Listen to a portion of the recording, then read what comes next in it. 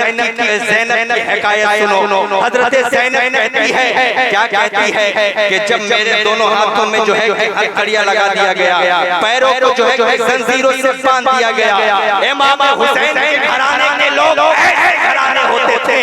खाना ना खाए चले, पानी ना पिए चलेगा, लेकिन इमाम हुसैन के घराने के लोग पर्दा कभी नहीं छोड़ते थे, पर्दा कभी नहीं छोड़ते थे। भाई रिवायतों में आता है कि हज़रत सैयदा ज़ैनब रज़ियल्लाहु ताला अन्हा के जब यजीदियों ने जो है हाथ को बांध दिए, पैर को बांध दिए और हाथ और पाँव को बांधने के बाद उसे जो है सवारी पर बैठा दिए, हज़रत ज़ैनब रज़ियल्लाहु ताला अन्हा, हज़रत ज़ैनब रज़ियल्लाहु ताला अन्हा अपने चेहरे को अपने बाल से छुपा ली, अपने चेहरे को अपने बाल से छुपा ली, ताकि कोई भी गैर इमाम हुसैन बहन को ना देख सके कि ये हज़रत ज़ैनब की ज़ात है, ये हज़रत ज़ैनब की ज़ात है। वाक़ई खुदा की रिवायतों में आता है कि जब ये काफिला करबला के मैदान से वापस दमिश्क के लिए रवाना हो गया, जहाँ जिस जगह पे दमिश्क में जो यजीदियों का सबसे बड़ा हेड कमांडर आदमी रहता था, उसी के पास जो है कि इमाम हुसैन के सर पर पेश करना था। यजीदियों का काफिला जब जंग खत्म हो गई, जब खत्म होने के बाद इमाम हुसैन के सर को तलवार के नोक पर जो यजीदियों का सबसे हेड कमांडर था, जो काफिले के सबसे आगे जाया करता था, उसी तलवार के नोक पर हजरत इमाम हुसैन के सर थी, हजरत इमाम हुसैन का सर था। रिवायत में आता है कि एक हजरत फातिमा रज़ियल्लाहु ताला अन्हा के घर एक बुढ़िया काम क्या क्या करती थी। जब उसकी जवानी खत्म हो गई, जब बुढ़ापे तक पहुंच गई, तो पहुंचने के बाद हजरत इमाम हुसैन कहते हैं, ए बूढ़ी माँ, अब आपके अंदर इतनी ताकत नहीं रह गई, अब आप ज़ईफ़ा हो गई हैं, आपके अंदर इतनी जो है कि ताकत नहीं रह गई है कि आप काम को अंजाम दे सको, आप काम को अंजाम दे सको। इसलिए ए मेरी माँ, ए बूढ़ी माँ, आज से इमाम हुसैन तुम्हें इजाजत देता है कि जाओ एक खूबसूरत मकान बनाओ और बनाने के बाद जो बकिया जिंदगी बची हुई है, उस बकिया जिंदगी को गुजार लिया करो, ओ बकिया जिंदगी को खुशी खुशी गुजार लिया करो। ओ खातून कहती है जो बूढ़ी हो गई थी, इमाम हुसैन के घर में काम करते करते जो है बूढ़ी हो गई थी, ओ बुढ़िया कहती है, ए इमाम हुसैन, मैं तो चली जाऊंगी, लेकिन मेरी एक शर्त है, मेरी एक शर्त है। इमाम हुसैन कहते हैं, क्या शर्त है बताया जाए, क्या शर्त है बताया जाए। ओ बुढ़िया खातून कहती है कि मैं यहाँ से जा रही हूँ, एक खूबसूरत में मकान बनाऊंगी, एक बड़ा सा मकान बनाऊंगी, और बनाने के बाद आज आप मुझसे वादा कीजिए कि आपका अगर कदम मुबारक मेरे घर में पहुंच जाएगा, आपका अगर कदम मुबारक इमाम हुसैन अगर आप मेरे घर में आ जाइएगा, तो कसम खुदा की इस बुढ़िया की तकदीर की मेराज हो जाएगी, इस तकदीर की मेराज होती हुई नजर आएगी। इमाम हुसैन आप वादा कर लीजिए कि आइएगा क्या नहीं आइएगा। इमाम हुसैन कहते हैं, ए बूढ़ी माँ, मैं तो जरूर आऊंगा, लेकिन शायद तुम मेरे चेहरे को ना पहचान सको, शायद तुम मेरे चेहरे को ना पहचान सको। ओ बुढ़िया जो है इमाम हुसैन घर को छोड़ती है और एक पहाड़ी इलाके में जाकर जो है एक बहुत बड़ी जो है मिट्टी का मकान बनाती है, एक चचल मैदान में मिट्टी का लंबा चौड़ा मकान बनाती है, और बनाने के बाद जो है जो करबला के मैदान से, जो करबला के रास्ते से जो रास्ता जो है ये मकान तक पहुंचता था, रोजाना जो है बाद नमाज़ असर जो है बुढ़िया अपने घर से बाहर निकलती थी, और निकलने के बाद उसी ऊंचे टीले पे बैठकर इमाम हुसैन इंतजार करती थी कि शायद इमाम हुसैन का गुजर इसी रास्ते से होगा, और वो आने के लिए बोले हैं कि मेरे घर जरूर आएंगे। इसी इंतजार में वो बुढ़िया जो है पर जो है रोजाना बाद नमाज़ असर जो है अपने घर से बाहर निकलती, और निकलने के बाद जो है एक पत्थर पर बैठती, और बैठने के बाद करबला से रास्ता आता था, जो करबला के मैदान से रास्ता आता था, उसी रास्ते में जो जो है आने वाले ताजिरों से पूछती थी कि इमाम हुसैन आ रहे हैं या नहीं आ रहे हैं, इमाम हुसैन के घराने के लोग आ रहे हैं या नहीं आ रहे हैं। जितने भी ताजिर जो है कपड़े वगैरह फरोख्त के तिजारत करके रास्ते से आते उससे पूछा करते थे। सारे लोगों का यही जवाब मिलता था, नाना मैंने इमाम हुसैन को नहीं देखा, नाना मैंने नबी के नवासे को नहीं देखा, नाना मैंने इमाम हुसैन को नहीं देखा। कसम खुदा की रिवायतों में आता है, रिवायतों में आता है कि इसी तरह जो है वो बुढ़िया नमाज असर जो है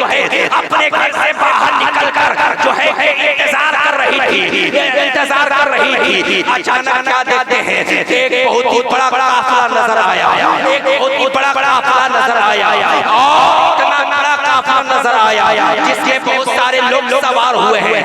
जब काफिला करीब आया तो बुढ़िया जो है कि अपनी आंखें खोल खोल देखती है तो पता ये चलता है कि ये काफिला जो है कि लूटा हुआ काफिला आ रहा है, ये काफिला जो है कि लूटा हुआ काफिला आ रहा है। ऐसा महसूस हो रहा है कि ये काफिला बहुत दिनों से भूखा प्यासा वाला काफिला है, ये काफिला बहुत दिनों से भूखा प्यासा काफिला है। कसम खुदा की वो बुढ़िया जो है कि अपने घर के अंदर चली गई और जाने के बाद जो है कि खाने का इंतजाम करने लगी। शायद तो काफिला को मेरे ही घर में रुकना था, शायद बुढ़िया जो है कि अपने घर तमाम काफिले वालों को रोक देते हैं और रोक के बाद कहते हैं कि आज मेरे ही यहाँ खाना पीना जो है कि खाना वगैरह खाकर यहाँ से निकला जाए। वो काफिले में सारे लोग जो है कि आ गए, आने के बाद जो है कि वो बुढ़िया अंदर गई घर के अंदर और खाना बनाने लगी। खाना बनाने के बाद जब सारी यजीदियों को पेट भर कर खाना खिला दिया तो खिलाने के बाद जो है कि जब बुढ़िया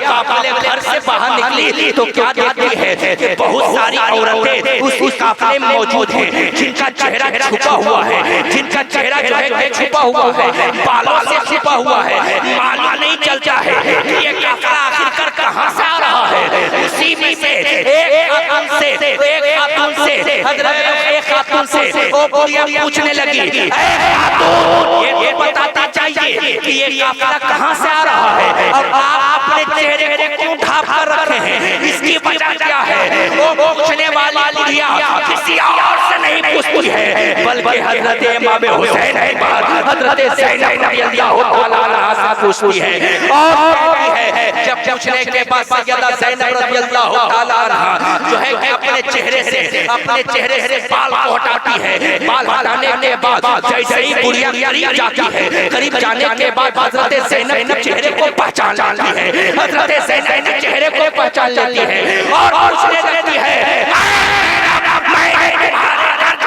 अपनी पूरी जिंदगी गुजार दिया, अपनी पूरी जिंदगी तुम्हारी खिदमत में गुजार दिया। ऐसे जब तुम्हारे साथ नबी के घराने के लोगों के साथ कौन ऐसे लोग हैं, कौन ऐसे बदबख्त लोग हैं जो इमाम हुसैन की बहन के साथ दोनों हाथों में जो है कि हथकड़ियां लगाया हुआ है, पैर में हथकड़ियां लगाया हुआ है, आप अपने से जो है कि बाल से जो है कि चेहरे को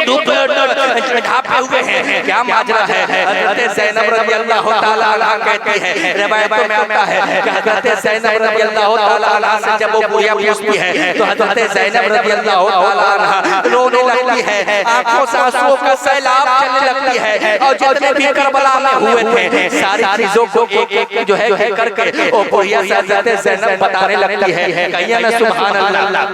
ज़ैनब बताने लगती है, हजरत ज़ैनब रज़ियल्लाहु तआला अन्हा बताने लगती है, वो बुढ़िया भी रोने लगती है और बुढ़िया कहती है, इमाम हुसैन करबला के मैदान में गए थे, हजरत मेरे मौला मेरे मुश्किल कुशा इमाम हुसैन नजर नहीं आ रहे हैं, यहाँ पे सिर्फ जो है खातून ही नजर आ रहे हैं, इमाम हुसैन मेरे आका कहाँ है। हजरत ज़ैनब रज़ियल्लाहु तआला अन्हा कहती है, बुढ़िया मेरी माँ जो काफिले के सबसे आगे है, उसी यजीदी के तलवार के नोक पर जिसका सर दिख रहा है वो कोई और नहीं है बल्कि मेरे भाई हजरत इमाम हुसैन की जात है, इमाम हुसैन की जात है। तो बुढ़िया जो है यजीदियों का जो है कमांडर था उससे 10 मिनट के लिए इजाजत देती है और कहती है अगर 10 मिनट मुझे इमाम हुसैन के सर से मिलने के लिए इजाजत दे दिया जाए तो मेरे घर में जितने भी माल है सारे माल आपको दे दूंगा, सारे माल आपको दे दूंगा। वो जो है 10 मिनट के लिए यजीदी जो है कि इजाजत दे देता है। वो बुढ़िया जो है कि इमाम हुसैन के पास जाती है, वो तलवार के नोक से उतार कर जो है कि इमाम हुसैन के सर को जो है कि अपने दोनों हाथों में लेती है और लेने के बाद अपने दामन से, अपने जो है कि आंचल से इमाम हुसैन के रुखसार को संभाल लगती है। जो करबला के मैदान में छोटे छोटे मोतिया जो है कि इमाम हुसैन के रुखसार पर, इमाम हुसैन के गाले मुबारक पर जो है कि क्यूस्त हो गए थे, उसको इमाम हुसैन के गाल से निकालने लगते हैं और वो वाली रिवायत याद आ जाती है, वो वाली बात याद आ जाती है जो इमाम हुसैन जो है कि जब बुढ़िया इमाम हुसैन के घर से जुदा हो रही थी तो इमाम हुसैन ने कहा था कि ऐ बुढ़िया, मैं एक दिन तुम्हारे दरवाजे पर आऊंगा लेकिन तुम मेरे चेहरे को नहीं पहचान पाओगी, तुम मेरे चेहरे को नहीं पहचान पाओगी। जब बुढ़िया के दिल में ये बात आती है, वो बुढ़िया रो रही है और कहने लगती है, हुसैन बाकी जो के घराने के लोग बात कहते हैं, कसम खुदा की ओ बात जिंदगी 10 साल गुजर जाए, 20 साल गुजर जाए, लेकिन हकीकत में वो बात सच्ची होती हुई हकीकत में बात